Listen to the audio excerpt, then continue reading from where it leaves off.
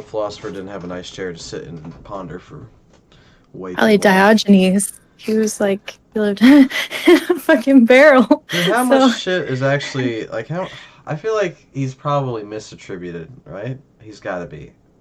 you He's like a symbol think for he some degenerate like tradition. I don't know if how real. I mean, I'm sure he was real, right? I guess we do have history that says like he was very real, but you just question he that too he could could be exist true. without a chair. You're like, maybe the shitting and the barrel living and stuff, that's fine, but a philosopher without a good chair, that's just inconceivable. I'm sure he had a chair in the barrel. Does the barrel not Yeah. count as a chair? I mean, yeah, I guess if you're sitting on the barrel, it's a Yeah. chair.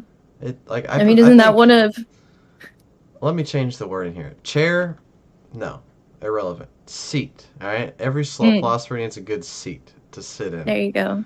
And this is why one of the fundamental questions in any intro to philosophy class is how do you define a chair? What is a chair? That's why, because they Wait, all really? really fucking love.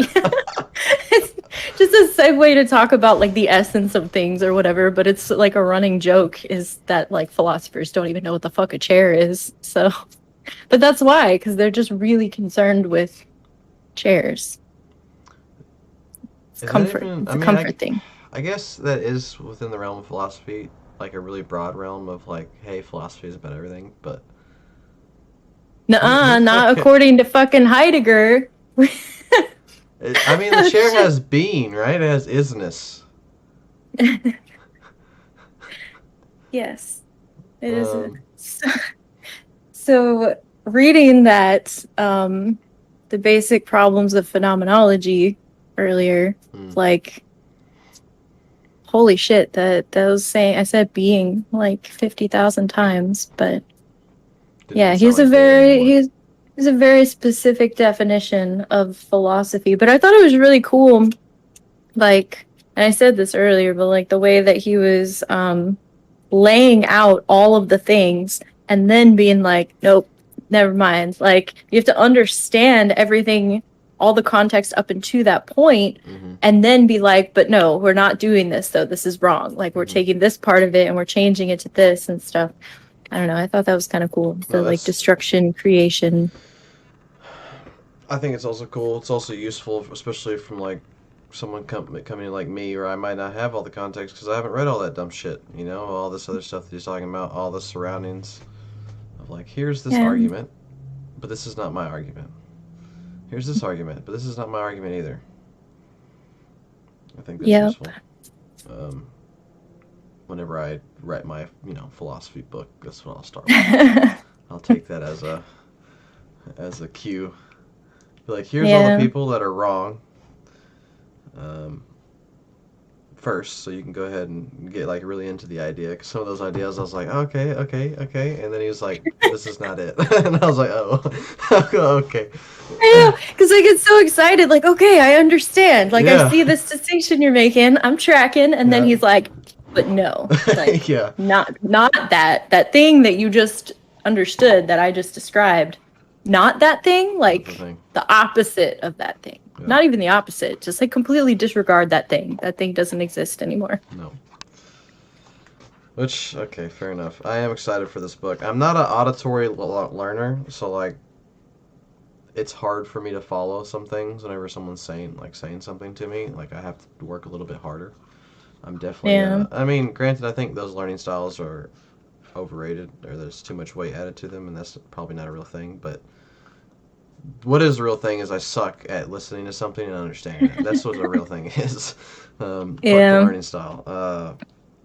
But I'm getting better at it, and I think just listening, especially like learning language and stuff, like you have to be an auditory. You have to process things with auditory faculties, right? So like Yeah. reading, I definitely it makes a lot more sense reading it because after you say being like 7 times in a sentence, I lose where I'm at in the beingness. I'm like, what the Dude, fuck is she talking about? just trying to read that sentence, even looking at it, I'm like, what the fuck did Yeah, I just say? yeah, And then I start laughing because I'm trying to like enunciate being too, so it doesn't just sound like being, and yeah. that's not It's impossible. Mm-hmm. It's just going to be ridiculous. I'm reading another book too from Axons to Identity, which is talking about like the neurobiological or like neurological, I guess, basis of identity and stuff. Yeah. So it's talking about these different brain disorders that cause like schisms in people's sense of self or whatever. And they're all like something nausea, like they all have the suffix of nausea, but they're like really fucking long. So I'm trying to like say these out loud too. And I know that I'm just like fucking them all up. Like, God damn it. It's fine. It's fine. Uh, You'll get a lot yeah. better at pronouncing words whenever you're done with it, like, but whenever you progress this reading Roomba project. Just the reading Roomba Yeah. project is really cool. I think that was a good idea, ultimately. It's already been, you've already been reading more, right? Yeah, I've been reading a lot more because, like, the problem is I do audiobooks just because I like listening to a book while I'm doing something else. Yeah. But just like sitting down and just reading, like doing only the one thing at a time. So obviously you have to fucking look at the book if you're the one reading it, which is bullshit. But like, I would get antsy. But I found that if I was reading it out loud to someone, that it like keeps me engaged or whatever. But before listening to audiobooks, I would only do it like while I was getting ready for work or whatever. Now I set aside time every day to sit down and read, and I'm reading the books that you can't fucking find audiobooks of, which have been stacking up because I keep buying paper copies of like especially philosophy books because they're not on fucking Audible. It's like what fucking nerd wants these books to begin They're with. not as So useful being listened to anyway. Like, you have to be able to sit, look at yeah. it, take your time with it, and analyze the sentence sometimes, you know? Like, I have to figure out, if you said Like bean when it three says times, being. Yeah. like, bean, what clause does this bean belong to, and what exactly is you referencing here? Because Yeah. it's too technical. So I'm really enjoying reading Heidegger out loud, even though like it's a little bit, It's hard. I don't know, it's a little weird just because I just finished reading Nietzsche and that motherfucker has sentences that are like a paragraph long with like 5 fucking commas in it, which is beautiful. Like it's nice to read, but when you're reading it out loud, you almost have to have like precognition. Like you have to know where the sentence is going to go so you know where to put the emphasis for the different fucking commas because you don't know if it's going to end up being a question at the end, if there's going to be like multiple more fucking sections. So trying to read it in a way that a person listening to it can understand it, like using the right inflections and stuff, is fucking way easier with Heidegger because his sentences are like normal fucking sentences as opposed to goddamn Nietzsche who writes like a fucking, I don't know, he's a fucking literature spurg, so Hey, so like am I. You want to read my 2 favorite sentences? Here. Yes. Yeah, you need to read them out loud because exactly what you're describing. Let's see here. I'll send them to you in Discord, so you don't have to go to another. I'll just pull it up on my phone anyway. These are my 2 favorite sentences. Holy crap. I was gonna read it out loud, but yeah, read it out loud, like you were just talking about. So long. It's so good though. It's beautiful. It's beautiful. I don't think that's Also, because I have it on my phone, it's like makes it seem even fucking longer. That's way too long. I can't do that. It's only a few hundred words. Yeah, no, I'm good. What? What's it about? What's the Cliff's Note? I'm not sharing literature with you anymore. I will read it. I'm just not gonna read it like right now. I'm deleting it. So both of those are from Swan's Way, a novel that I'm keen on.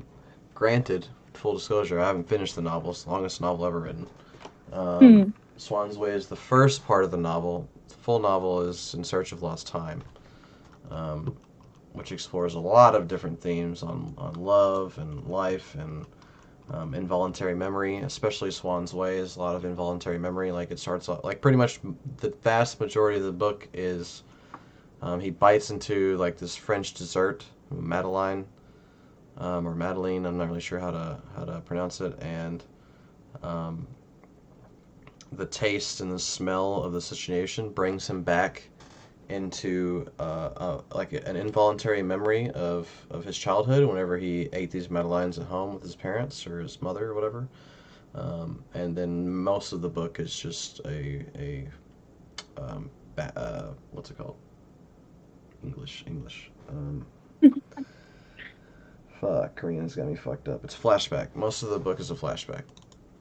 Um, or most of the first part, most of Swan's Way is a flashback. I think And the book has been the whole novel has been translated a few different ways. One is called Remembrance of Things Past was the first not quite as technically correct title, and I think that was split into 7 volumes. And then In Search of Lost Time, which is the more correct, I think, the more technically correct translation. I think that's 5 parts, 5 volumes. But Swan's Way is the first one, and it's beautifully written, absolutely beautifully written. I mean, and anybody that can write a sentence that long and it still be like correct with all the pronunciation, and it like just keeps going and keeps going and keeps going, and you're not like, fuck, when is this gonna end? It's good. It's good. He's a great writer. yeah, I guess that's true. But if you don't like to jack off over literature, then maybe it's not your thing. I mean, now that I'm getting to like more reading out loud, especially, I am starting to appreciate the prose a little bit more. Like Yeah. now that I have to say it. But I don't know. I don't think I'll ever be like a fucking lit fag, but Yeah. we'll we'll see. Because I mean, Nietzsche is all about that shit, Yeah. the fucking philologist and stuff It's too. But important. like, it is, and it's closely tied with with philosophy and Yeah. stuff. Well, continental philosophy probably more so, but The best kind of philosophy. man, the continental analytic distinction It's is dumb. an interesting thing that exists. I But they're mean, like both in the useful. shit, yeah. I mean, in the like shit posting internet philosophy circles, it's mostly just like dick measuring and shit talking, like Yeah. mostly in good fun. But weirdly, like in actual academia, it's like a hard line. Like it's a weird thing that they like won't accept people who don't write in their style, like into their schools and stuff. It's a strange thing. It's just further gatekeeping. I mean, I understand why analytical philosophy would be a little bit more gatekeepy towards continental philosophy, right? Um, that intuitively makes sense. I don't know why continental would ever be gatekeepy over analytical. Um, And probably not as much. They just call them fucking nerds. yeah, I mean it's just a little autistic, but at the same time you have to get in. You have to get in the weeds for some things. Well, rather, let me rephrase that. You can get in the weeds, and you should get in the weeds for everything. Um, Especially whenever you're defining the terms and the language, and like you really want to be precise about what you're talking about. But once you're precise about what you're talking about, I feel like it can expand into more continental, like the base stuff, the good stuff. Yeah. Yeah. uh, um, but you don't want to get misunderstood. You don't want to be misunderstood either. Which is why which even the analytical shit, it's so easy to misunderstand. I feel like because they just write it like so densely. It's like And holy shit. yeah. Metaphors are useful for understanding. That's why they exist. It's not metaphors. Yeah, they can blur the line with connotations and all this other shit and similes and whatnot. But like those are useful for understanding. That's why they exist. Yep. So I was thinking about this earlier. It's kind of like different but related subject talking about like shit posting internet communities. Yeah. But like I was thinking about how do you moderate like an internet community well? Like whether it's a philosophy group or like especially like a political group, how do you set up rules for moderation? Hmm. Um. I think you have to start with the foundation of why you're there, right? Um, so that you have to. Yeah, I think that's the only like. Okay, this is only is a strong word here because I just thought about it, but that's what comes to my mind. The only way to do that is you have to set a foundation of why you're there, right? You have to be like, here's why this group is made. Here's what we primarily discuss. Here's why we discuss it. And here's like rules and values that flow from this understanding, right? And then it's really easy to moderate after that. It's Did true. did you cross that or did you not? So this is like a complete subject change, but that answer made, made me think of like, so then looking at the broader question of society and like Mm-hmm. a world philosophy of Oh like boy. how you get people in general to work together without like the mono myth, right? So this is Yeah. like postmodern shit. Like we Yeah. don't have a god, we don't have like divine rulers or like whatever. Like some people are trying to put like scientism on a pedestal, like we could somehow divine some kind of fucking universal Yeah. tenets out of that, Positivism or or like whatever. yeah, or just like enlightenment values with human rights. Like we've gotten to the point where we're like individual freedom or like equality and stuff like that. Like Mm-hmm. those are tenets that we can hold above everything else, Mm-hmm. which I mean, I would argue that those are fucking horrible tenets to hold, but that's like a whole different conversation. But like in the post-modern, post-truth like society where we don't have some sort of shared goals necessarily, Mm-hmm. how can we fucking like moderate moderate the discord that is the world, I guess.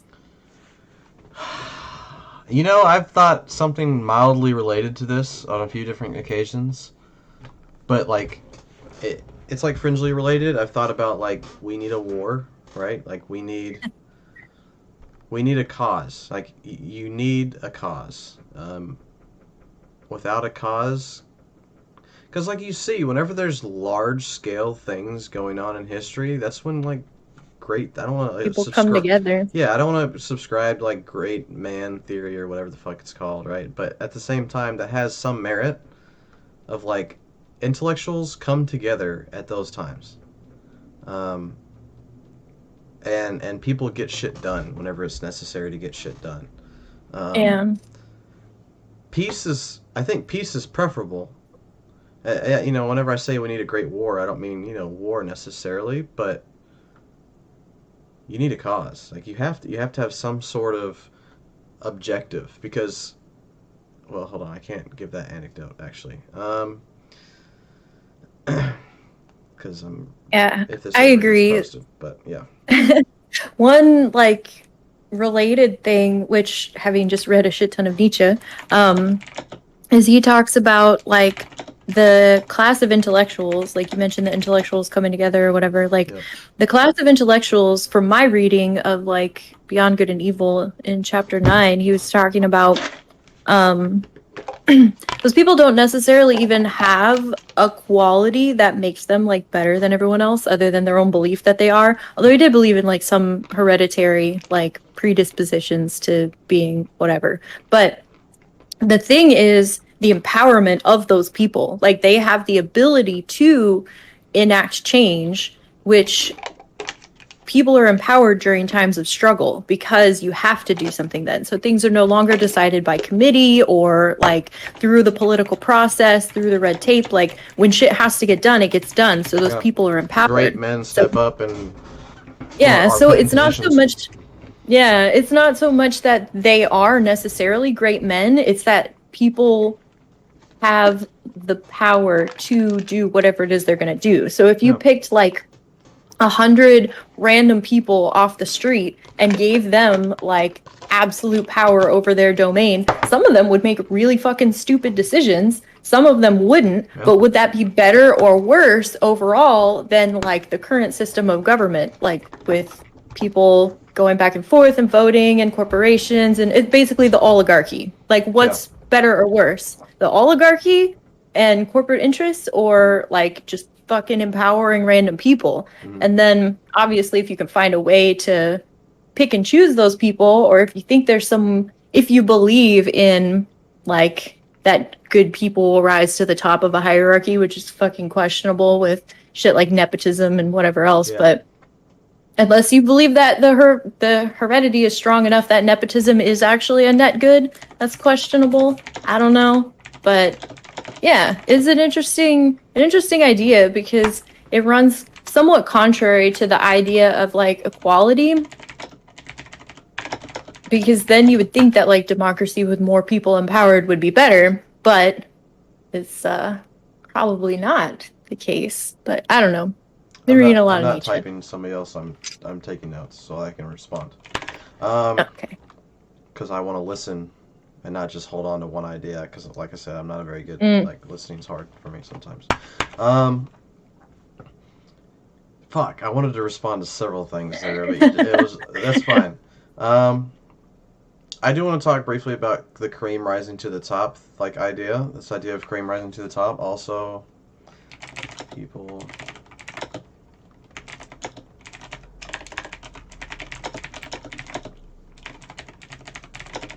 Okay. There we go. I have my thoughts mostly in order. So like cream rising to the top, like that idea of like intellect works itself out, like you said with nepotism and shit. I do think intellect is measurable in action. Intellect is not measurable in potential. I think that's retarded. I think that's absolutely retarded. I think smart people do smart things and position themselves in smart places. Or they're not smart. I mean, yes, kind of a tautology, but yeah, I guess if you define it that way, then yes, that is the case. um, granted, there are barriers to entry everywhere, right? Like, there's barriers to entry everywhere. You have all kinds of privilege, so to speak, that's everywhere. Um, so maybe I'll say, actually, let me revise that idea. I guess smart people, once they're past the floor that they have to reach into, it's measurable in action. I think there's probably a floor somewhere that you could define eventually with enough effort. Like a skill floor, I guess. I don't know if you play very many games, but it's the idea of like it's a skill floor. You have to be good enough to get past the skill floor. But once you're in the skill house, ceiling is really fucking high, right? So, but whatever. Part of that skill floor, though, in being successful, like It's not skill at includes all. having basic social skills and True. shit, and like just not being fucking smelly and overweight and autistic. Yeah. But you could be a fucking genius, but you just can't like function in the society that we've created. See, and I argue that like, is that really worth genius? Like, is that worth a genius label? I mean, we have plenty of geniuses that have functioned in society. Were they like great at functioning in society? No. But were they still able? Were they functionable enough to position themselves into a situation where they still were heard and listened to and got their ideas out there? Yes. That's true. You know, like what's the really famous Isaac Newton or whatever that was just like a super perma turbo virgin or something? That was like really autistic about everything. I don't know. This is like revised history. I have no idea what like if that's an accurate You're example probably or not. thinking about Kant. He was Maybe like sure. crazy What? turbo virgin. Well, Kant, I think, and Newton were turbo virgins. But anyway, I don't know. I don't know about Newton. I haven't like read the tabloids on his sex life. yeah, there wasn't any written. Yeah, that's why. Mm. Poor guy. How did they survive? It's overrated. Um, but yeah, I think at a certain point, there's plenty of like, because what the fuck is smart anyway? What's some smart guy, smelly smart guy that can't interact with real people doing on Twitter? He's not fucking smart. He's good at analyzing ideas and making takes. That's what he's like. He has a skill at that, but he's not smart. Yeah. But anyway, that's like just the idea. Let's put a pin in that real quick because there's still other shit that I wanted to talk about. But I think it's worth talking about. Random people don't actually suck. Yeah. That idea of like the oligarchy where you pick 10 people off the street or 100 people off the street. I think really that does. I agree with the idea. Like it speaks to the testament that anybody can rise to the occasion and be a great man, quote unquote, right? Like they can be that, they can fulfill that need if they have the cause, if they have the drive. Mhm. And most I people, wouldn't agree with that. I would just say that yeah, like it's an exaggeration. You're right. your random choosing of people, chances are you'd get at least a few that could do it, and then they could do more with it because they're empowered than in like an oligarchy. Sure, I like that. I like that better than what I said because anybody gives the idea that like yeah, anybody like literally everybody has the Yeah, we're potential being ableist to be. here. Yeah, no, Like, let's no, just. yeah, I agree.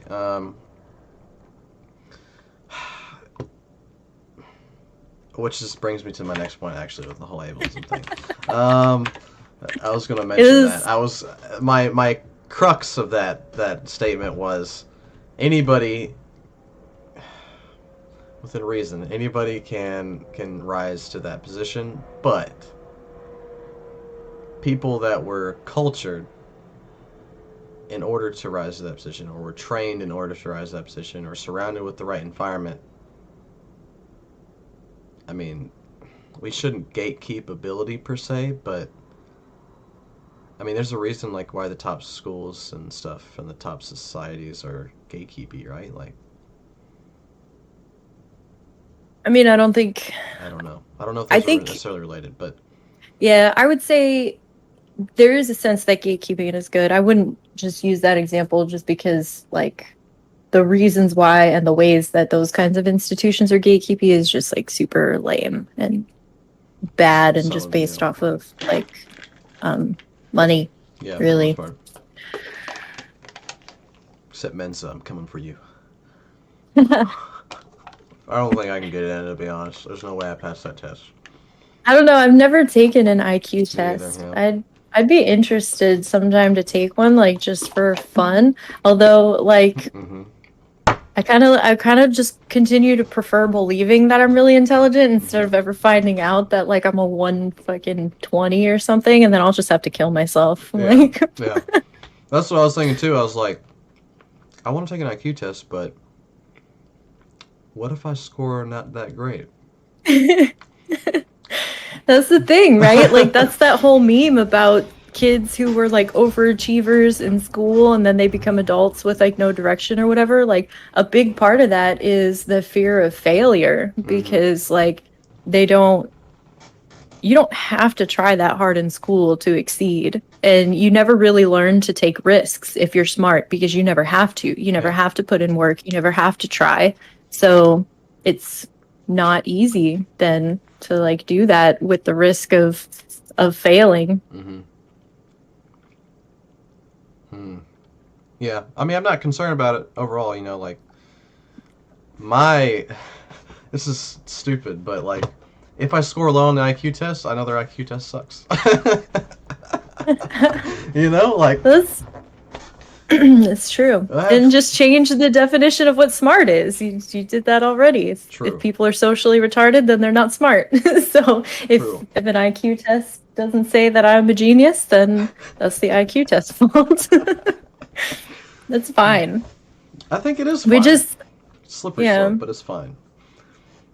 totally It's for the fine. it's done for the right reasons. I know, like I'm not going to be discouraged and be like, oh well, I'm not smart enough to do X, Y, or Z. I think that's a ridiculous statement. Or like my IQ is not high enough to be the next Einstein. Like no, I just don't give a shit. That's what the real reason is. Well, funny thing, like going back to the biological aspects of like intelligence and stuff and like cognitive diversity, like Einstein's visual cortex was enlarged like when compared to an average brain, Hmm. and he had the ability to like kind of see what he was describing with like mathematics and stuff and in physics in a way that like a regular person probably couldn't really do. So there are biological differences and distinctions in like various people that give them specific aptitudes and Yeah. stuff. And talking about like biological materialism leading to like traits like mental traits and talking about IQ and stuff, like this is kind of PC topics because again it goes in the face of the idea of like equality and enlightenment values because while yes, socialization, which you mentioned, does play a huge part, and gatekeeping and money and all these other things, there are still, and this is controversial, but in my opinion, there are still biological differences at the base that limit people's ability to like move. Granted, you're given a window. Biologically, you're given a window. And then epigenetically, culturally, money, whatever, like all those other things. And if you're exposed to fucking lead paint when you're a kid, like, or had the shit beat out of you, because adverse childhood events, like your ACE score has a huge determination on like later mental health and attachment styles and all sorts of shit. So it's a big window and you can fucking move within that window, but that window exists.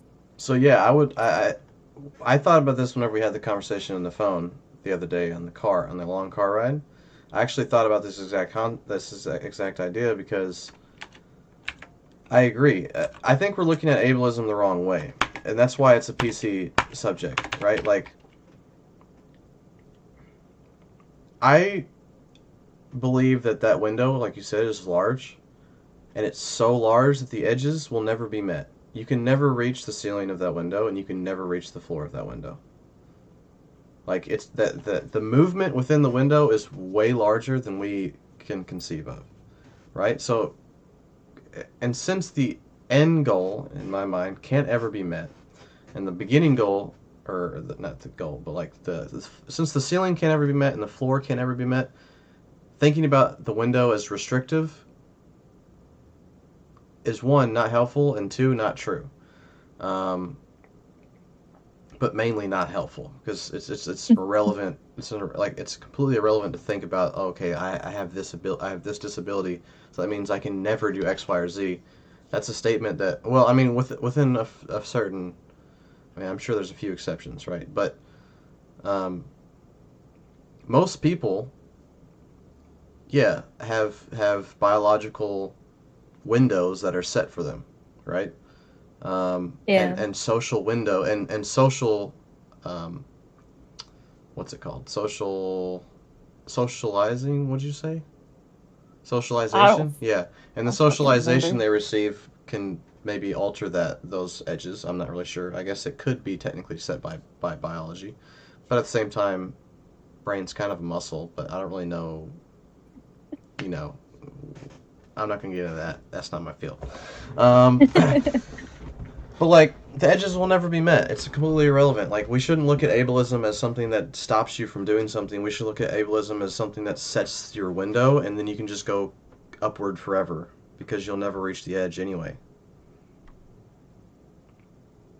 Like you should look at it as a disadvantage, but not an impossibility. Yeah. And that's how we should talk about it too. And then it makes it a lot less like PC issue. Like I'm not saying you're not smart enough to do this just because you're born with Down syndrome. I'm just saying that there's a 99.9 billion% chance that you're not smart enough to do this because you're born with Down syndrome. This is kind of how I see it. Like these are different people's windows or whatever. So like wherever you're born into. So I would say that the ceilings and the floors do have something to do with, like, if you want someone to be your fucking political leader or something, you probably want them to be someone whose window is like up there. But like, so I think that it does have some bearing on, like, I guess you could say like a hierarchy, but that's putting a value judgment on things too, and there's so many different kinds of aptitudes that it's not just like a clear-cut hierarchy or whatever. But like I think everyone has intrinsic worth as a human being insofar as we want to say that because we're all human beings. And like I think that that's fine and that's a good value to hold, and that's why like I personally am a proponent of something like a UBI and just basic like general fucking like healthcare and shit for everybody.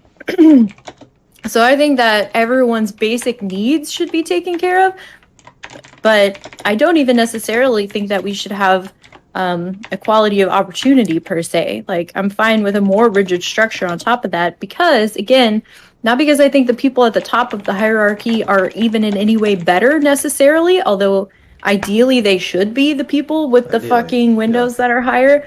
But even if they're not, like, just from a purely practical way of looking at things, you get better results with more centralized power and authority. And then you actually, in a way, end up freeing your people a lot more if they have less that they need to focus on with, like, I don't know, the direction of the country and like whatever other like random things, and fucking arguing with their neighbor about vaccines and whatever other fucking stupid shit. Like, you're free to have your basic material needs met and to have your fucking family and like do the things you enjoy and live your fucking life. Yeah. And I think overall that's a net good. I agree. It's Even completely net good. I think it's completely net necessary. I also think it'll never happen. there's the problem. Because, Yeah. and I don't mean to be, I'm not a downer. I'm not pessimistic. You know this about me.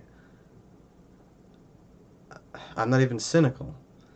But I can tell you exactly why it won't happen. because Go your ahead. worth as a human being, which you have intrinsically, I believe, does not You equal to your. don't, but that's a useful idea. Sorry, go ahead.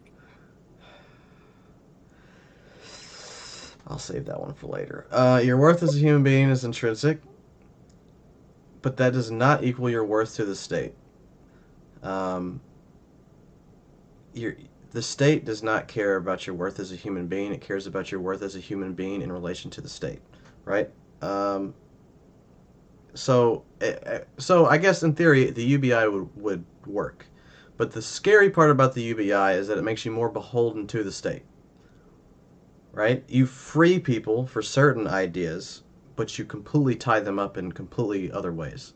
Now your security is tied up to the state. Security now, I can just be like, I'm not making money anyway, so fuck it.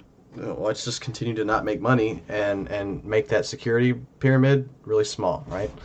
Um, for the security, like, I think about things with like the hierarchy of needs. I have no idea how accurate that is, but like that's just useful for me to like file things away. Like that security little block of the pyramid is tiny for me because I don't need that kind of security. Like I enjoy money, I enjoy spending money, but I'm not looped into consumerism anymore, right? Like if I don't have shit, I don't have shit. I need a cot. I need a cot and four walls, and a ceiling preferably. I don't really want to get rained on. Um, And a chair, so you can do philosophy. a seat. I need a seat. Yeah. A seat to lay my butt, which is the foundation of all thought. That's why the toilets are great, right? Freeing, yeah. So like, the UBI, it's a great idea. It's also a terrifying idea because I hate the idea of my worth as a human being now being beholden to the state, and now my security is tied up with the state so much. It's already tied up with the state, and you see what that does to people. Um, it's already tied up to this system of capitalism and like the rat race idea. Like it's already tied up there. And that fucks people for life, and some of them never get over it. I would posit that most people never fucking get over it, at least anecdotally from my observations. So like, the UBI is yeah, I'll take it. Please, let me have it. But man, that's scary. It's terrifying. I don't think it'll ever work because you'd have to find a reason. You'd have to find like they don't care that you're living. You cost the state money if you're not working for the state.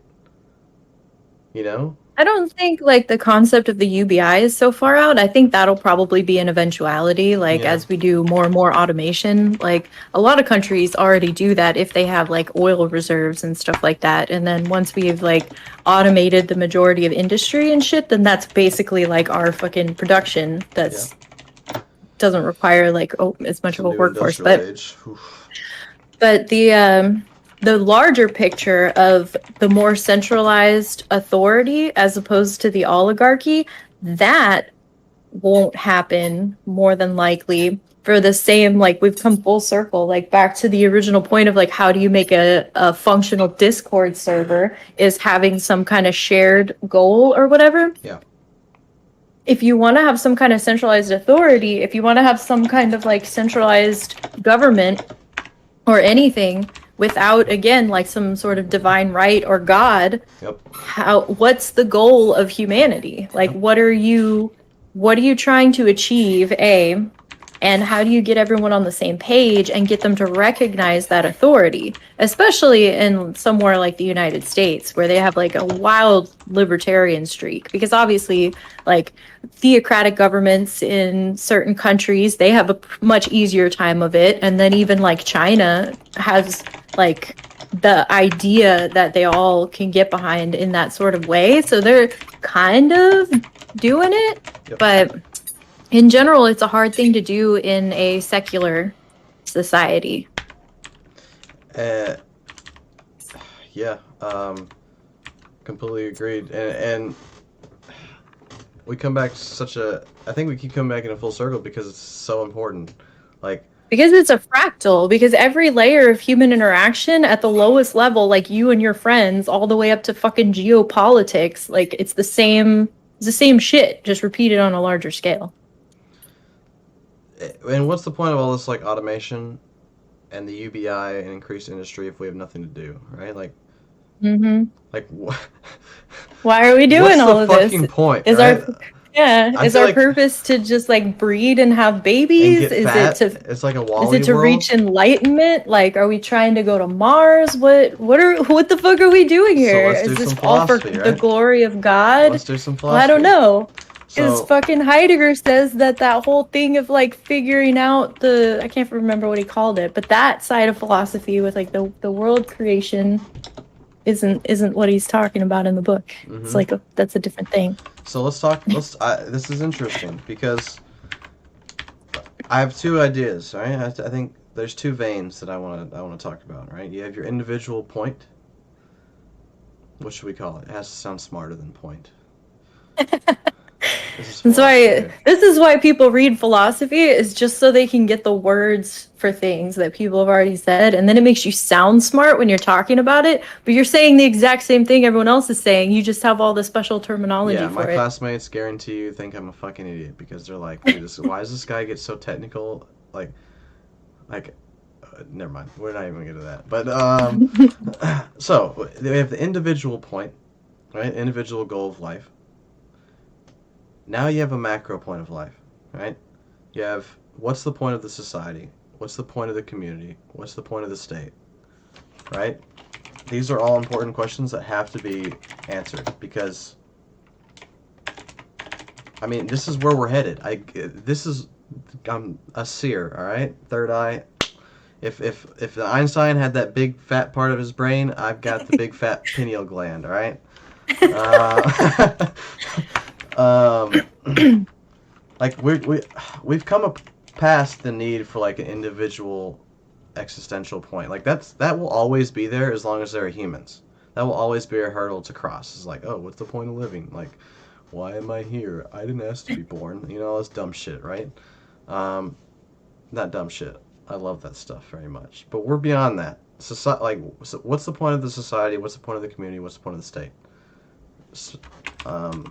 Because in an age where automation is increasing, a UBI is reasonably possible, especially to exert control if I want to get a little cynical about it, which I don't, but if I do get cynical about it, it strengthens the state, certainly, I think. Because it strengthens the glue to the people, to the state. But what do these look like? A good question. I don't know. And that's one of the big differences in the political divide in the United States is like the right wing generally has a strong idea of some sort of goal. And like a lot of times I don't think that's true. But it's generally theocratic for some branches of the right wing, although like the dissident right or like NRX and some other like more fringe right wing groups are atheistic, but like or sometimes it can be evolutionary, which is where you get some of the super cringe lobster hierarchy people who think that just like survival of the fittest, like we should be trying to breed the fucking Ubermensch or whatever. Yeah. and really bad fucking readings of Nietzsche. But like, yeah, the problem is you can't you can't force other people to accept the same large scale macro fucking purpose as you. Mm. And if we've evolved past culturally, like the theocratic thing, is that something you can bring back? Yeah, like I was saying with the UBI, like you make people need the state, right? Like that sways them. That pulls the like they're already, dude.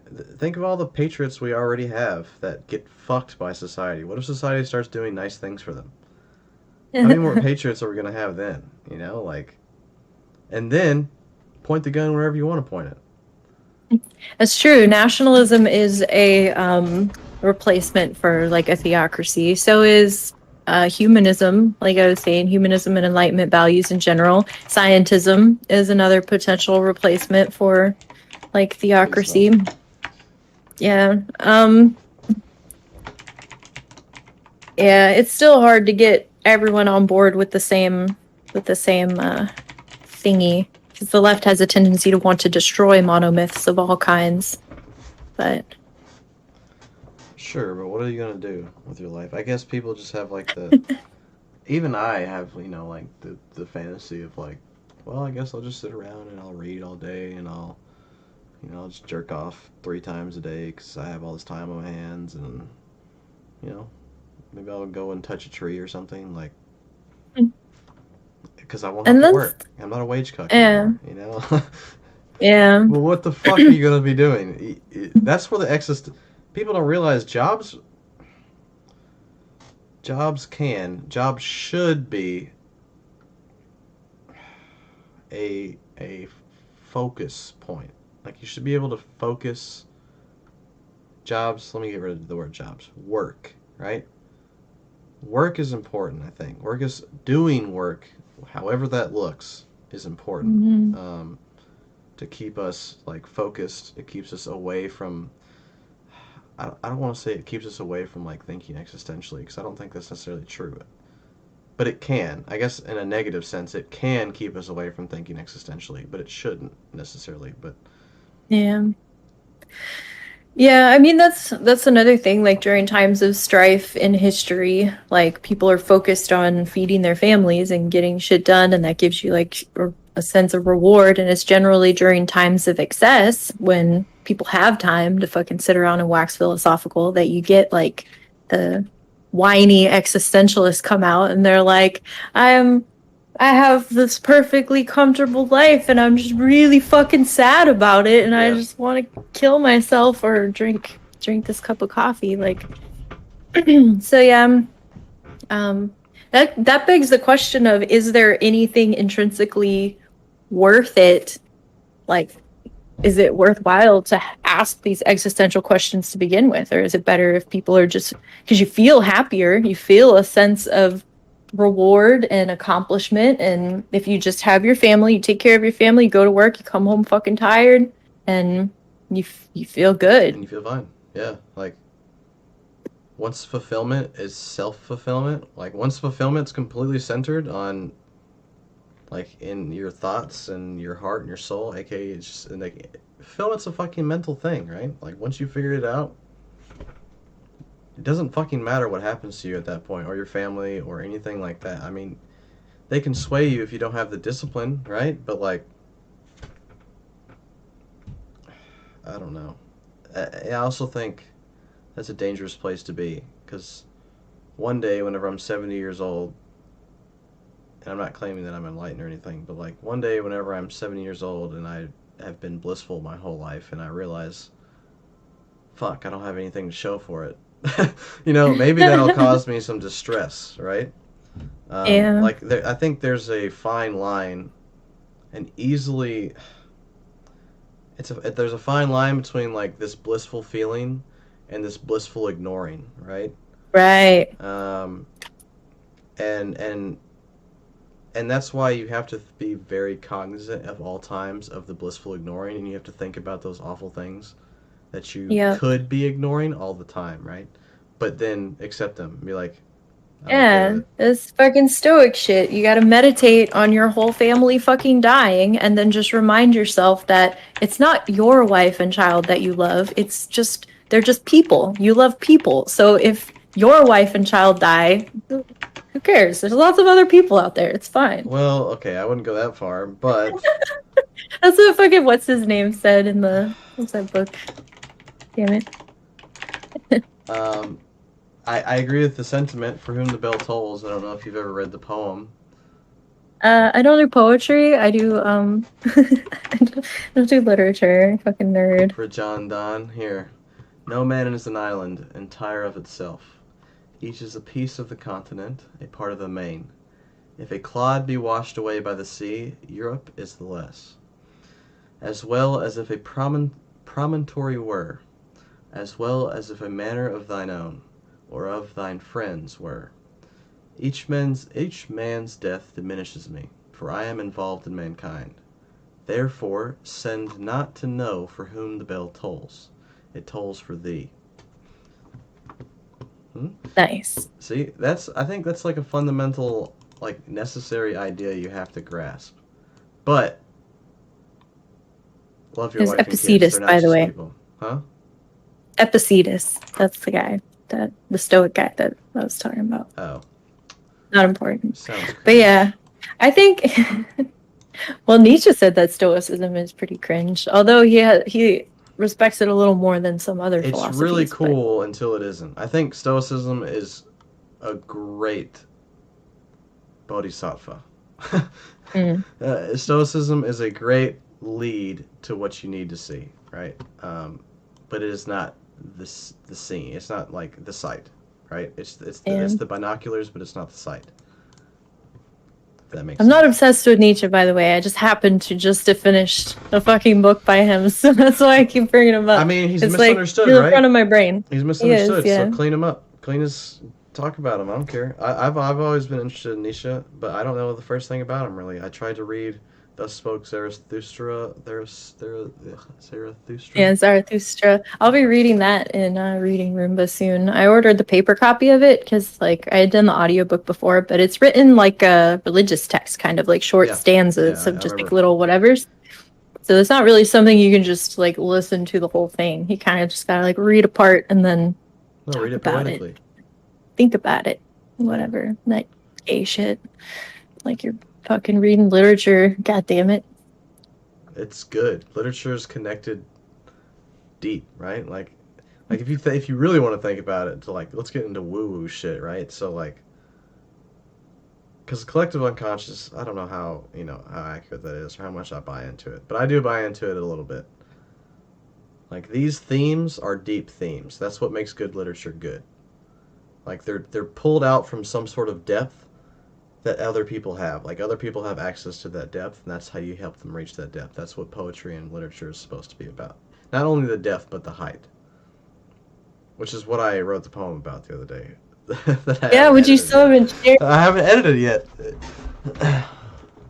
Yeah, I think that the collective unconscious is a thing, just Yeah, not I to the agree. extent that like Jung talks about probably. Yeah. But No, it's totally a thing, right? Like, why do all these people separated by time and space and ideas and influence have, like, there's something in us that leads us to the same conclusions or similar conclusions across time, space, bound, and the other yeah, things. because we share like the majority of our DNA. We have Yeah. the same basic biological like makeup, and Yeah. the majority of our communication is built on a shared experience of reality. And like our metaphor is at its most basic, like I'm hungry or like I'm cold or I want to fuck that thing. And then you abstract like layers of abstraction from our most basic human experience and instincts. So Mhm. it would make sense that we would all share similar concepts. Mhm. That, and if you don't want to be a cringe materialist, it's always God. That's where all this stuff comes from. That's the ground from which the tree grows. Or the platonic forms that exist or don't somewhere. I don't know. Plato had a based idea of government. I get behind the I don't know philosopher king. Plato. Yeah, like I can get behind that idea. I haven't read everything that I need to read from Plato to talk about that idea, but that's why I'm starting. I bought a full collection of the dialogues. And that's what took me so long to get started on Phaedrus. But um, Nice. I have to read the Symposium. But I was told that you're still not told. I read in that book that Phaedrus and Symposium should be read together anyway. Hmm. Um, so that's probably what I'll do as soon as I get And off my ass and start reading it because it's not like the most difficult thing, but it's also a little dense and antiquated, a little bit like enough to be like kind of a chore sometimes, an enjoyable chore at points, but a completely not enjoyable chore whenever he's talking about two chariots like pulling your soul in different directions, and I'm like, dude, like I get your point. This is excessive, but I understand the times. Um, yeah. I All didn't read right. Plato. So bringing it back full circle All again. right. So we have like a Discord server full of people. We have Yep. decided somehow what it is that like our goal is. And that's the fucking hard part for humanity. But let's just say that we did. Like, now you gotta what, like set up moderation rules and like I guess this comes to the question of like free speech or whatever. Like where do you draw the line? Free speech is cringe. Free speech is cringe. It's Because completely like cringe. you have the idea on the left, especially about like platforming or not platforming and like enabling, I guess, problematic conversations. And so then people limit discussion from things that like could be considered, I don't know, problematic. But I mean, at that point, if you've established what your shared future goal is and everyone is like subscribed to it, then it should be pretty easy to draw the lines of like what is and isn't acceptable discourse in that sphere. Yeah. It should be self-evident. Otherwise, you haven't defined the rules well enough, Yeah. or they're just And then completely idiot. do you banish the people who don't conform or do you kill them? This is a false dichotomy. Or re-educate them? Or live and let them like destroy your Discord server from within. Okay, let me write these options down.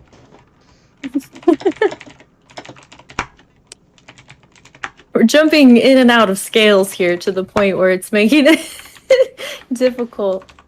No, this is good. Obviously, you aren't going to kill someone in your Discord server, but The analogy stands.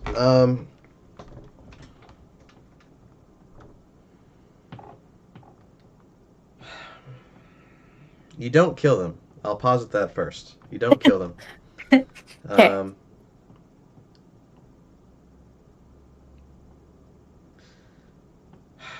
But let's look at history for a second, okay? Let's do that first.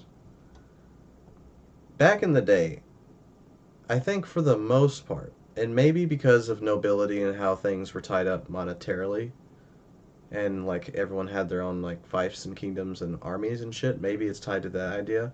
But back in the day, intellectuals that dissented were banished. Right? They were exiled, and they would write about their exile and be like, "Oh, fucking Voltaire's popping off." Like, how much did they how much did those banished exiles really get accomplished in the time that they were banished? I don't really think like I can't think of any intellectuals of the time that like brought a fucking army back to the gates of the country that Yeah. they were banished from, right? Like like they just wrote, aka bitched on Twitter about it, about them being disbanded from the best philosophy Discord that exists, right? Like, or they went into their circle and wrote about it, in their right wing Discord. Like that's what they did. Right. I And think looking back on it, sorry, real quick, and looking back on it, we can enjoy those points and we can appreciate the history of it, and we can like, yeah, man, that guy was spitting facts. But in the moment, does it really fucking matter? Like, this guy's just spitting into the wind. Yeah. I agree. I think like moving forward, the problem with that though, with like banishment, is that the world is a lot smaller now. Yes, that's And true. like until we get to the point of like interstellar travel when we banish like people and everyone has their own little planets to colonize, so every planet can be its own Discord server. And like I don't know. I think banishing people with access to the internet, like you mentioned Twitter now, and then the world being so small, it's not quite the same anymore. You Yes. can't just like banish people and them actually go away. But if you have rights of citizenry, if you have a UBI and you have like they have in a lot of Middle Eastern countries where they just have like the oil money, and so citizens get like fucking super base perks, and you're like, you being banished means you lose the rights of citizenry. That could be an incentive, I guess. Like my Discord Hmm. server has fucking movie night, and if you don't follow the rules, then you don't get to watch fucking the new Joker movie with Hmm. us, like Suicide Squad, whatever fucking Discord people watch on movie night. So, that brings me to a very point that I've kind of had in my head for a little bit. So, Twitter, I'm just using Twitter as a stand-in for putting your voice out on the internet. All right, let's compare internet protesting to real life protesting. Hmm. Um, I think the internet is actually dangerous when it comes to protesting because it gives you a fault. Not just not just protesting. It's just dangerous. Period. Because it gives you a false illusion, right? It gives you. It's redundant. It gives you an idea that you're actually doing something and saying something and accomplishing something when you're not. I think these these platforms that let us speak our ideas out to the masses, the millions at a moment's notice, accomplish nothing more than venting. They're just like a great vent. They get nothing done within, I'm sure there's examples that where I'm contradicted here, but for the most part, I feel like if you look at people like BLM, right? Like whenever that shit popped off, and people got in the streets and started rioting, and not just rioting, like even peaceful protesting, like everyone around the world got involved and got actually off their asses off of Twitter and were actually doing something. Did it get anything done? That's kind of a cynical question. We could debate it for a long time.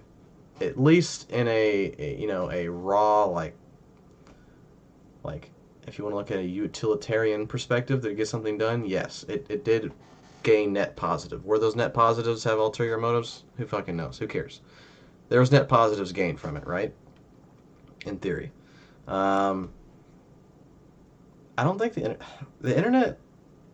Fuck them. Banish them. The world might be small, but like people are wrapped up in their little internet bubbles. Those people that are wrapped up in the internet bubbles receiving this information from the banished people, they're not doing anything. They're And not doing anything with that information.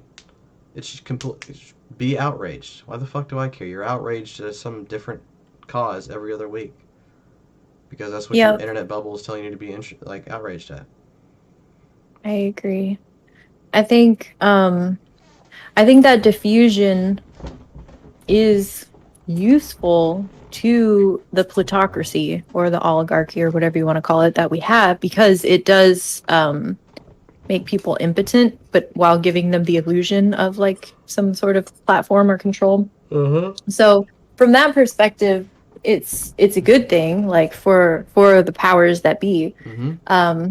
I think in yeah, in my perfect Discord server where I have centralized authority and a universal basic movie night for all people, I think at that point, like if people are doing something that goes against the terms and conditions of my server, then it would have to be assumed that it's beyond just like internet posturing, because that would no longer really be a factor because we've already centralized authority and the people shouldn't be engaging in politics really to begin with. Yeah. My dog has a squeaky toy. I'm sorry. That's But preferred, actually. Yeah, I think my issue with it is because that I run into a contradiction there because I'm an epistemological anarchist and I enjoy like the work of Feyerabend, for instance, and I like the idea of free exchange of ideas and the freedom to like come up with shit that's like weird and out there and like even controversial or wrong or problematic and stuff. And I think that like those conversations need to happen. But if you're trying to maintain power or reach some goal that you've like decided on, or if you don't want to make room to allow fascists to take over and murder all the gay people, then you have to set some boundaries. But how do you determine where to set those boundaries and what is acceptable and what's not? Like if somebody's like trolling in your server and they're kind of funny and you allow it, are you now opening the door for somebody else who's actually like a fucking fascist? Yeah. And then they're like using irony as a veil. Like that whole sticky situation in a server and IRL is where I personally have issues with because I fall more on the side of, I guess, what you could call free speech, but I call it epistemological anarchy because I don't believe in free speech. And I think like once you do have that shared goal, then you do set boundaries, but it's still not super fucking easy, which is why you give extra powers of more freer speech to the elite ruling class and they can have epistemological anarchy and the fucking plebs can't fucking talk about stuff that goes against my server's terms and conditions. Yes. There you go. Solved it. Yes, if we could make sure that something like nepotism didn't happen, right? Like castes and. Well, you just make all the fancy families have to marry into each other and secure alliances by marriage and having babies together, and then all of the elites are nepotistically fucking connected, and you're good. Return to feudalism. Return to feudalism, yeah, that's exactly what I just wrote. Neo-monarchism. That's what we got going on in my Discord server. Neo-monarchism. I like the idea, I'm not gonna lie. I like the idea if I'm in the ruling class. I don't like the idea if I'm That's the problem. That's how we got to this fucking shitty situation we're in, is all the goddamn Enlightenment philosophers and their bullshit veil of ignorance type social contract theories, which is like, okay, maybe sounds good in theory, but we already talked about like, well, never mind. I'm not gonna go too far here. All right. So reel it in. You got on your soapbox. And then you're like, all right, hold on, I'll get off my soapbox real quick. Okay, so epistemological anarchy. Is at odds with like what? Who cares about contradictions? Why are we concerned with contradictions? Contradictions aren't real. I'm just trying to make the best functioning Discord server that I possibly can. Contradictions aren't a real thing. They're just used to pick apart someone else's argument. Life that is absolutely true.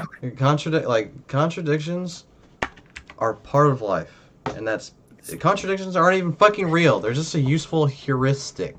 Like, yeah, that was my comment on. That is 100%. Like, I agree. And Nietzsche said something pretty much exactly similar in Beyond Good and Evil too, which is super funny. Well, if you didn't know, I'm Nietzsche reborn. I've come full circle. Reincarnation. You're just like starting to grow the mustache, but it's not quite to his level. It's because the fucking military, man. It grows down. Anyway. Goals. So, you brought up letting people or not letting people like come in and posture like shit. Like, I don't remember exactly how you said it because we moved on immediately. But I think as long as you have a solid goal, as long as you have a personal reason as why people... Oh, differing discourse. That's what you brought up, right? Mm-hmm. But differing discourse opens the door for like a fascist or whatever, which this state sounds a little fascistic, but... Hey, it doesn't have That's just some a of the stupid key word anyway. tenets of fascism. It's just, yeah, I There's mean, it's a useless word anyway. Um, Fascism has negative connotations. that's true. I agree, and it shouldn't. Maybe it should, actually. Um, It should, based on the definition. If we're getting into definitions, let me find the actual definition because normally it talks about ultra nationalism, which is fine because we yeah. said that you have to have some kind of unifying goal, which in a post-God non-theocratic society would need to be like nationalism or some shared like futuristic goal of like colonizing space. There you go, ultra space nationalism. But normally it's tied with fucking, this doesn't even say it, although Nietzsche laid the foundation. God is normally dead, right? it like has to do with fucking racism and like normally there's some kind of genocide involved. I don't know. God is dead, right? Not down with those parts. Yeah, God is dead. And we killed him. Yeah, we birthed him, we killed him. Why can we not birth him again? Why can't we just redefine God? I don't know. You kind of have to like wipe out the history from the social consciousness of like the entire cringe atheist neckbeard period of history. Redefine God. Use a different word. I mean, yeah, that's what people are trying to do. Like, there's lots of Like, what about God appealed to people of old? All right, harness that. That essence. the God of the gaps was a big part of it, and like, there's a lot less gaps There's a lot now. less. There's a lot fewer gaps. That's true. We can't use. We can't use the. That was a shitty God anyway. Let's be real. That didn't stop anybody from pursuing the gaps, as it shouldn't have. That was the worst God. That's like the basic Baptist fundamentalist like God. Like, oh well, what anyway. Um, we'll get to that later. This is I had a whole list. So letting people have different discourse, right? I think that's perfectly acceptable if you bring a different idea or a different way of looking at an idea or a different way of accomplishing an idea, as long as we're all talking about the same coin, right? You can be on the opposite side of the coin. I can be on this side of the coin, and she can be on the third side of the coin because it's not actually a coin, right? It's not. There's not two sides, um, but it needs to be the same coin. And The non-Euclidean coin. the non-Euclidean coin, right? um, anyway, that's all I wanted to say about that. I think that we could have a whole conversation about that, but that's irony. Irony is fucking poisonous. I think I've already mentioned this to you. I Irony disagree. is I fucking disagree. poisonous. It seeps in. You need it. You don't need it. It's a fucking crutch. It's not a crutch. Genuine It's an post. exploration tool. It's a tool of exploration. What do you mean? And you're only talking about one kind of irony. You're talking about like the kind of shielding irony, but there's like comedic irony. There's ironies where you're like Okay. subverting fucking Yes. power, and like Yes. there's so many good ironies. I'm But talking just about purely a specific kind of irony. even in that specific kind of irony is absolutely untrue. There's so many times like when I've made good ideological discoveries and shifts that you first explore ironically, which is the reason why people talk shit about it, because they're like, if you're ironically being a fascist, really you're just testing the waters because like actually you are a fascist, or you're going to be, or you're on the road to being, and that's why we shouldn't allow that. But it doesn't only go in the fascist direction, it goes in any direction. Like you test something out in ironically first and see how it feels, and then it's just a way of It's exploring a slippery stuff. slope. But it can be a slippery slope in lots of directions, not only in bad directions. But I wouldn't say shield. I would say dull. Right? It dulls you. It dulls you to the slope. It dulls you to the fact that the slope is going downhill, and maybe this is not, or maybe not downhill. Maybe it's going uphill, but maybe it's not where you want to fucking go. But you do want to go there. That's why you're testing it. What happened? When did irony replace skepticism? I mean, you're just talking about skepticism of like. Well, yeah, it's the same thing. You should be it's skeptical about everything. Within reason, like you should maintain healthy skepticism. About I don't know. everything. Nietzsche said that like skepticism isn't that great either. Oh, I didn't know Daddy Nisha was moderating our Discord. He's okay. So Healthy skepticism. here's how I just this is kind of a tangent, but here's how this okay. I'm trying to think how far back I have to go to get to this point that I want to make.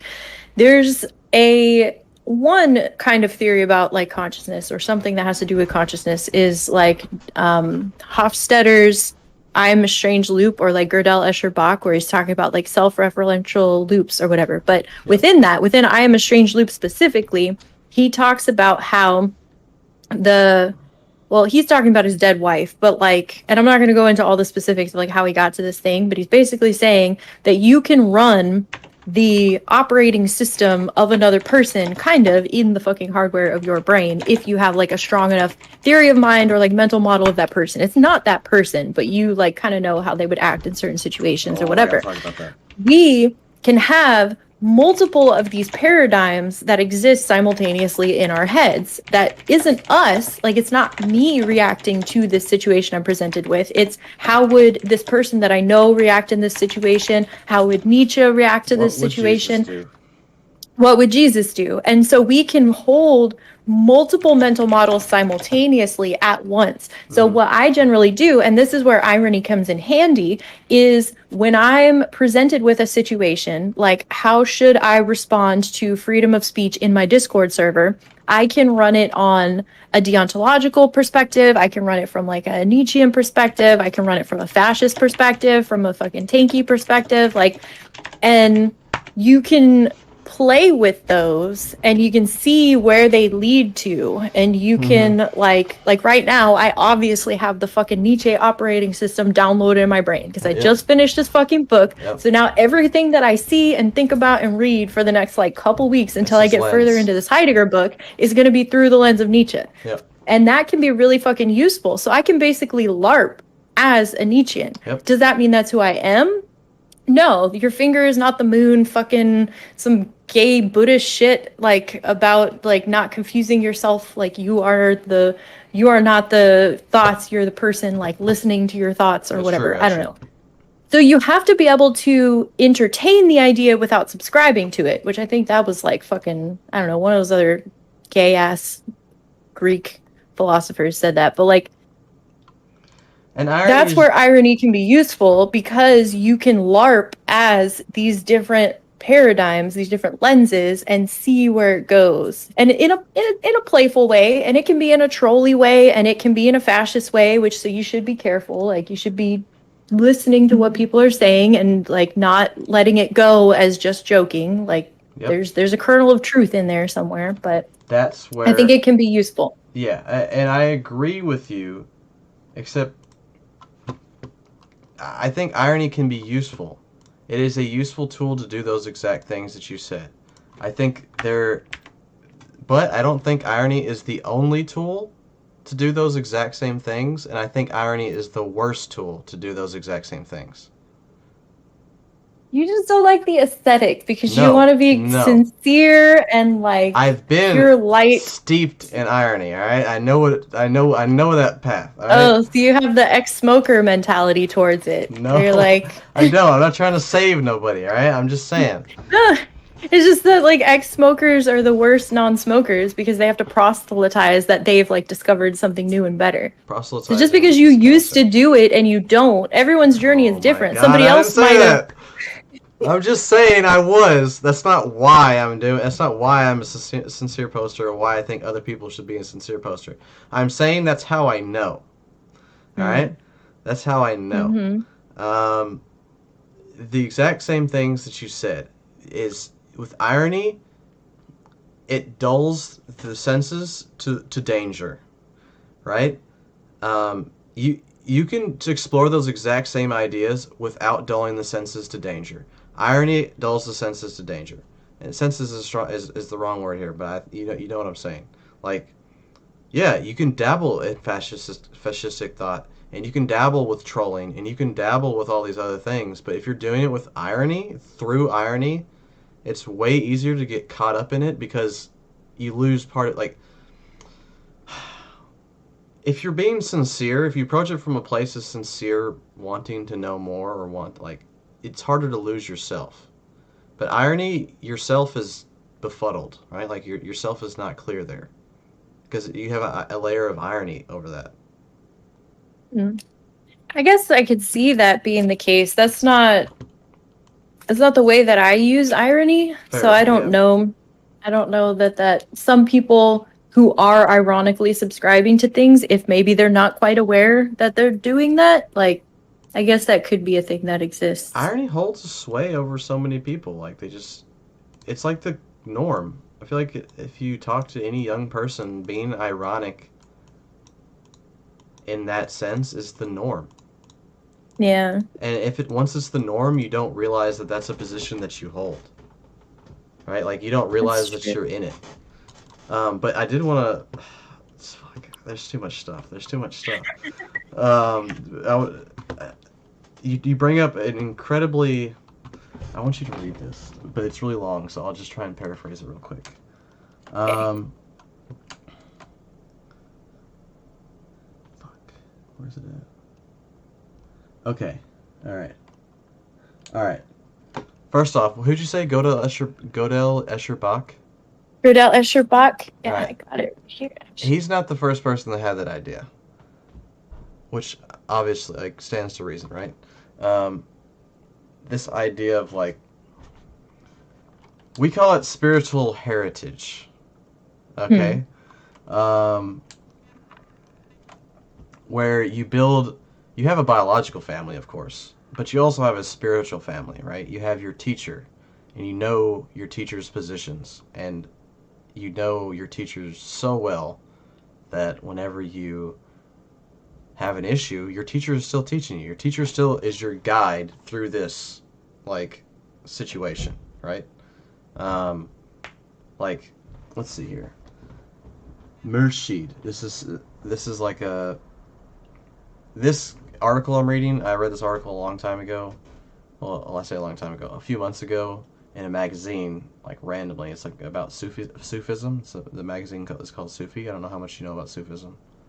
Not really anything. It's based. That's all I'm saying. But you're a little, you're not on the spiritual side. You're a little cringe. It's fine. Um, anyway, it's like spiritual teachers that um, passed away many generations ago that you still feel connected to, right? Like whenever you read a book, you're having a dialogue with that person, right? Um, and like that's why like Jesus or like that's why these figures that these great quote unquote figures are so prevalent. Besides the fact that we go around putting people to death by the sword of like, hey, you're gonna believe in Jesus, but like looking at it in the nice way, the reason that these people are so prevalent is because like that idea of like a spiritual lineage or family or heritage, so to speak, like that's a real thing. And where does that come from? Like, how do you? Yeah, it's all a mental construct at the end of the day, but it's a different vein of mental construction. You can look, Yeah. yeah, like I don't think irony gets you there. I can get there through exaltation, right? Like I'd be like, yeah, Gandhi's my homie. Like whenever I think about something, I'm like, I'm behaving incorrectly, and I know I'm behaving incorrectly, and I shouldn't have behaved like that. I'm being a baby because I have this idea of like these people that have already done the things that I'm interested in, or they've already talked about the things that I'm interested in, or whatever, and like these are people that continue to influence me even past the grave because really it's me influencing myself if you know Mm. um, but I think it's a useful heuristic to say like, yeah, like these, yeah, I have a spiritual heritage, right? And Nietzsche is just part of your spiritual heritage. Ugh, it sounds gay. Whatever. No, I think part of the irony thing, like, is definitely comes from me being a place of wanting to be a fucking edgelord, which Mm-hmm. is fine. I accept that. Um, I think you bring up another good point though with writing and how we get our spiritual heritage or whatever through the writing of others because written word is basically like what's the word I'm looking for? Like external, there's another word for it, offloaded consciousness. Like we can write down a note for us to remember something, and we don't have to store it in our memory. We just have to have the hack that says remember to look at the paper. Now we have fucking smartphones and computers and everything else, and we've like offloaded so much more of our consciousness, and we can download other people's fucking loops or whatever from that as well. We get all of that like shared consciousness now, especially with the internet, and it's much faster and it's going like directly to us at all times. Like, are we close to well, this is kind of related, kind of not, but there's this guy who writes about, I probably shouldn't even bring this up. I'm not going to bring that up. Are we to the point where we are moving to a new sphere of existence where like our new existence will be in the medium of the internet and not as much in the material world? Because we already have separate evolution for ideas, for memetics, which is like working on the conduit of our body much in the same way, like through its own selection, like opposed to genetic selection, but still kind of dependent on one another. But if we move completely into a new medium where our biological needs are taken care of and we exist and get the majority of our interactions solely from the internet, we're basically enabling memetic selection to just go ham, and genetic selection is almost kind of moot at that point until something wipes out all of our physical bodies, unless we can completely transcend our consciousnesses into the like internet or whatever. It's getting kind of sci-fi, but No, it's not. I grabbed my journal because I wrote about this. Fuck, where did I write about this? This is an idea that's been on the like tip of my tongue for a while. I think we're onto something because multiple people are coming to the same conclusion, right? Like, yeah, there's another guy that talks about like something related, but I'm not going to bring him up because he is like a hyper fascist. And so if I bring him up, and I've already been talking about Nietzsche forever, and people are like, who's this person they're talking about? And they Google his name, they're going to be like, holy shit, like this bitch is just a straight up fucking fascist. Because like everyone she talks about is a fucking fascist. It's not the case. This guy has just like an interesting idea. I don't fucking agree with him. I actually think he's completely fucking wrong because he's like, I'm just going to say it. It's like the phenotypic revolution. And he's like super scared of this thing happening. Like he thinks it's fucking terrible, and I think he's fucking stupid. So I think that like, yeah, that thing could happen. It doesn't mean like his whole take on it is just really dumb though. I said, this is kind of I was like spewing out words 90 miles an hour, but I said mankind's next evolutionary stage comes with the merging of technology and the spiritual realm. Internet is just consciousness expanded as it's never been before. The collective consciousness is now plugged in for better or worse. That's pretty much what that's what I wrote, right? Like, what's that line of the Bible? Like in the beginning, the word was God, and the word was with something or other. Like the word, in this case, written word, even spoken word, even typed word, is offloaded consciousness, and I think consciousness is the most important anything that we have, period, dot. I mean, like, consciousness is I don't know, I don't even know where to go from there, right? But yeah, well, that'll have to be like a conversation for another time, because getting into consciousness, man, that's my fucking shit. That's the most important thing. I'll give the teaser here is that like I don't really believe in consciousness, like not in the extent, not like the way that we typically use the terms. There would be a lot of like defining terms and stuff, and a lot of conversations about like split brain patients and different brain disorders and like confabulation and like what our experience of consciousness is and isn't, and what its like material foundations are. And yeah, I mean, obviously, what we describe as like our sense of self, like our narration, which is honestly what Heidegger was talking about with being. He was talking about temporally, like being exists temporally because it's some kind of continuation of this, whatever this sense is. Yeah. And that sense exists. The question is, what is that sense? And is it this thing that we've put on a pedestal that we think it is, now that we've gotten rid of the Cartesian theater, any kind of like idea of a soul, stuff like that? Like, once you remove that metaphysical aspect, obviously the sensation of a self is still here. So what is that? How do you define that with new terms that aren't steeped in past theology or whatever? Which maybe that's where Heidegger's going. I'm pretty excited to read this book because, yeah, we'll see. None of that contradicts. I think the Western theology, yeah, the soul is stupid. The soul is a bad, like, it's not a good idea. Granted, that's after now that I'm, like, I used to believe in a soul a long time ago, and now I have a much more, I still call it the soul, but it's a much more refined idea of the soul, right? I just shifted my connotations for the word. Yep. But, like, yeah, we have this temporal beingness. Yeah, we just need to shift the connotations and the definition a little bit. Yeah, I don't think it's at odds with past theology either. I think it just depends on what theology you're looking at. Like, if you're looking at a Western lens, then yeah, it's at odds with past theology. But Eastern theology is not. That's not at odds, right? Like, the self exists as beyond phenomenon, and it's not beholden to time, but that's how you experience it, right? Like, but yeah, whole other conversation. Yeah, so we'll save that for another edition. That'll come up a million times, I guarantee it.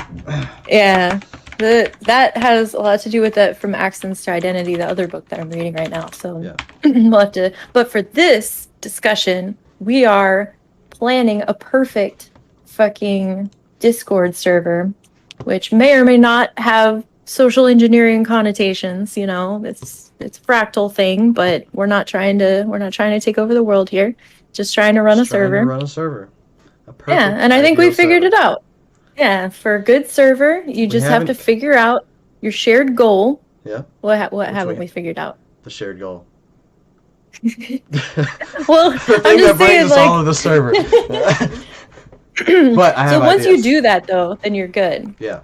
Well, yeah. So I would have a philosophy server, and then I would allow some ironic trolls in there because I like them. The thing that made me think about having this conversation was actually in a philosophy server that I'm in.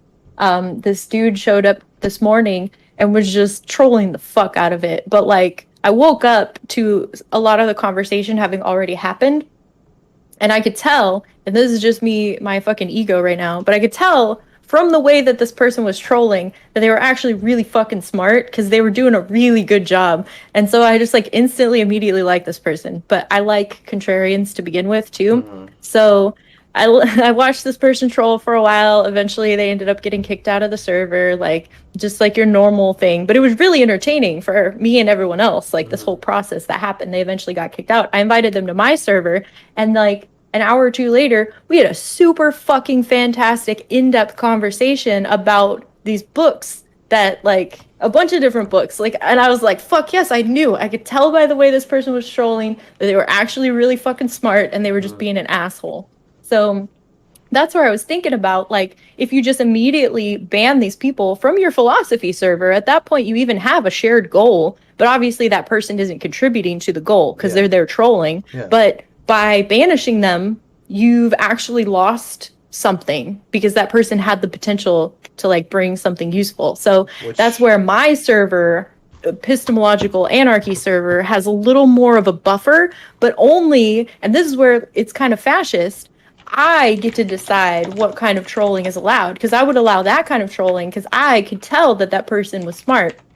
If somebody's just fucking stupid, like, just fucking ban them. And then that's where having these, like, laid out rules bites you in the ass, because if you let one person stay for, like, the same kind of trolling, but I mean, maybe it's nepotism, maybe it's, like, some quality about the person, like, you're enforcing the rules arbitrarily at that point. Yeah, and that doesn't work in a democracy. You have to have a dictator to be able to enforce rules arbitrarily. But I think it's more beneficial. So you bring up good points, but I always I bring have up good two points. refutations. Okay, one tweak and one refutation. Um, I'll start with the tweak. I don't want to put up barriers immediately in it. That buffer, right? That buffer that you're talking about should be a front-loaded buffer, right? Um, you earn the right to be a troll. You Hmm. don't come and you be a troll. You don't not contribute and be a troll. You come and be an established member, establish rapport, right? And then you can be a troll. If you just want to come in and be an asshole,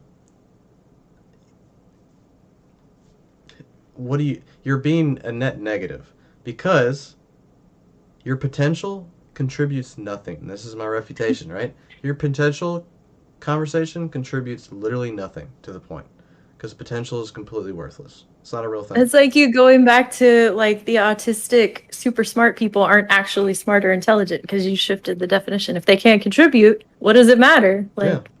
Like, all right, Okay, that's so fair. you get to wank off and be, I'm smart. Okay, cool. Whatever. We're reclaiming that definition. Smartness has been claimed by people that do It's nothing with dependent it. upon usefulness. I've made you into a utilitarian.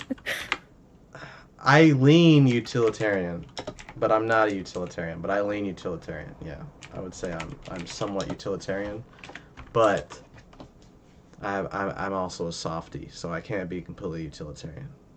That's why Because you give them a UBI. You don't fucking throw them off a cliff like Spartans do. You let them fucking live should you give them and a have front buffered UBI? So check this yeah. out. Check this out. All right. Here's how the caste system in India used to work, a long time ago. Right.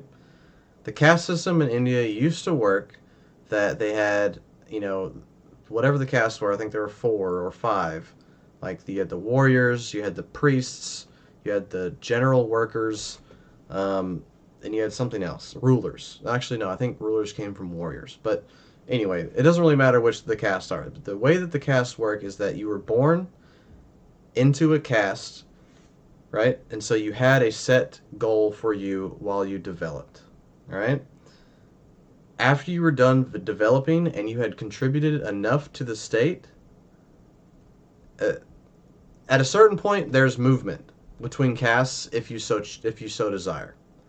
All right, um, not a lot of movement, and there's barriers to entry as there should be, um, so that people can't get flights of fancy and just disrupt the whole organization. But there's certain movement within caste, and you spend a certain amount of your life dedicated to serving in that caste in whatever role that society has deemed you to fill. And there's not a whole lot of ifs, ands, or buts about it. Sorry, you're born. This kind of sucks, but it is what it is. All right? Welcome to life. Um, though the biggest question, does it have to? Whatever. Different conversation.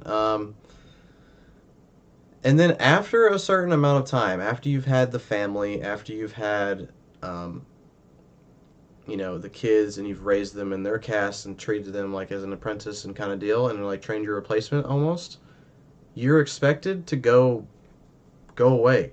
You're supposed to go. Maybe not expected to. That could be unclear.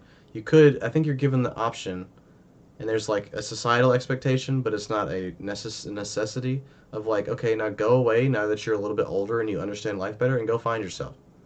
Right? Like go reach that enlightened state. Like go deal with whatever existential shit that you have to deal with, but you're released from your duty. And come back from the forest, beg for food, and we'll give it to you. UBI, like we'll give you some little security here because this is what our society is set up to do. You've worked for us, you've earned it. Go off, figure out your personal shit because we haven't given you time to figure out your personal shit, and come back I mean, and whatever. at that point, that's pretty much like social security. I Hey, would be fine with that's true. that system overall. Like I think that's pretty based. I'm totally fine with that. I would give a universal basic income of subsistence level to Yeah. everyone. Yeah. That incorporates people with like mental, physical disabilities, even people who just don't want to work. Like they should be allowed to live. They should be allowed to live and get health care. That's fine. We can do that easily. We have enough automation, we have the resources, we can give everyone that. And if you want more than that, which I would argue that the majority of people would still continue to work like and contribute. Then I think on top of that, that kind of caste system with the slight ability for mobility for those who are just like super overachievers, I think that's great. And I think then the more that you do on top of what's required, like the more you should get. And then, yeah, I think if you've fulfilled your role to society, like, and you want to go out in the woods and fucking get alms, like, that's even more based. Like, that's totally cool. I think that's fine. It should be supported. Yeah, 100%. You know, it just begs the question now, like, what's subsistence, right? Like, healthcare, food, basic shelter. How much basic shelter? How much food? What kind of healthcare? Right? Like, these are important we questions. could look at the Soviet system and just have like super brutalist fucking apartment complexes with their own little clinic and their own little grocery store in like these blocks. I hate that. I mean, that's the the most old way, basic right? level. Yeah. And that's something that I was talking about with my classmates real quick. Slight tangent. They're bitching about, oh, socialism will never work. Socialism has never worked. Like, look back at the Chinese and the Russians and how it worked then. And I'm like, dude, infrastructure is not now what it was then. Like, technology was not. Stupid argument. It is so stupid. They're like, oh, so many it didn't other work in the past. factors.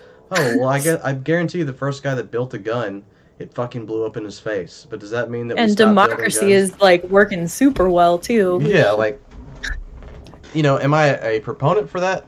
Just because I'm defending it doesn't mean I'm a proponent for it. But like, processes. This is something I want to write about philosophically, right? Processes should work. The philosophy of processes, maybe, I don't know if that's already a thing, but like, processes should work for people and the people of the times and the culture and all that stuff. People should not work for the process. If the process needs to change for the current people, then the process needs to change. Yes. It's right in line like what I talk about all the time with systems design. Like you have to design the system to where the path of least resistance is what makes it function. Like if you're setting expectations on the people that are unobtainable, even if it's utopian, and you're like, you should do this because it's for the greater good. If they're not gonna fucking do it, they're not gonna do it. Mm-hmm. If you have the sidewalk going way the fuck over there, and you don't want people to walk on the grass, move the fucking sidewalk. Don't walk on the grass signs, because guess what? They're gonna walk on the fucking grass. You change the system to where what you want people to do is the easiest thing for them to do, and then by their very human nature, they will continue to propagate the system, and it'll just fucking work. And you don't have to force people. You just design it to where it just fucking happens. Flexibility is the key to air power. Am I right?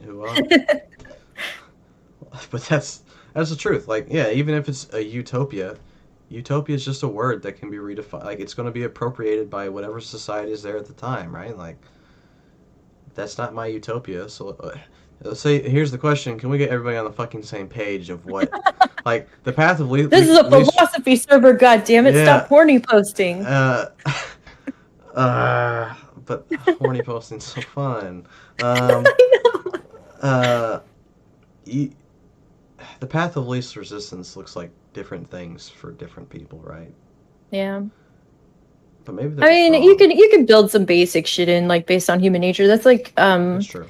Engineering. There's like the whole branch of psychology that's like systems engineering, like designing, well, from its most basic, like designing where buttons are on fucking things, and like how do people's brains work when they're interfacing with stuff. Yeah. And then setting up like larger scale fucking push and pull doors, the way like buildings, like stores. And the problem is, like, we can do this shit and we can do it pretty good, but the only people that are really doing it well are corporations for profit incentives. Like, even the government isn't fucking using this stuff we're learning from like science and psychology. We're not using it for the most beneficial, which actually in where was it? Was it Venezuela where they did cyber socialism, where they were trying to set up like these feedback loops with fucking what's the thing with like a thermostat where you have like self-regulating systems and stuff, and they were trying to put industry in that, they were trying to put government in that, where like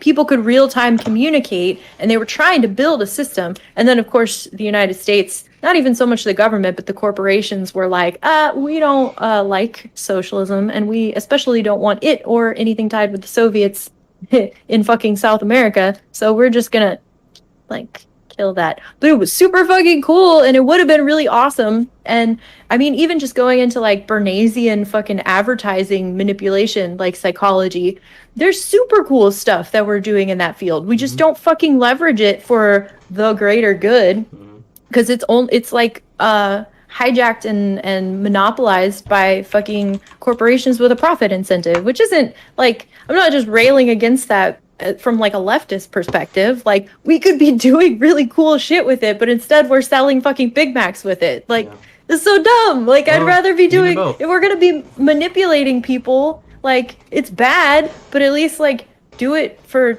the greater good. Like, defining the greater good is hard. That's a whole nother problem. But I'm just saying, it's not selling good. Big Macs. Yeah, I would say then undefine the greater good and define their good, right? Like, let's do it for their good.